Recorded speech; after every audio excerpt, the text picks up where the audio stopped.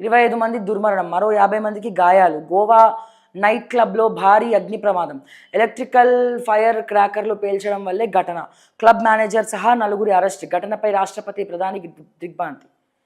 క్లబ్లో ఎగిసి పడుతున్న మంటలు. గోవాలోని బీచ్ బై రోమియో లేన్ క్లబ్లో ఆదివారం తెల్లవారుజామున భారీ అగ్ని ప్రమాదం సంభవించింది. ఈ ప్రమాదంలో 9 టూరిస్టులు సహా మొత్తం 25 మంది ప్రాణాలు కోల్పోయారు.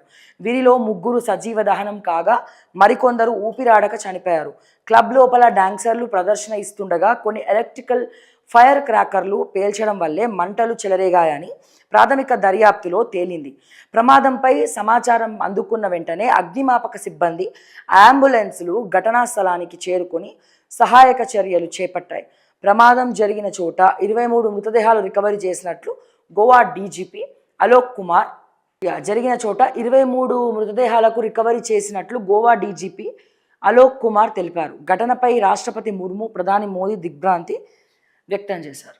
చాలా బాధాకరం అండి.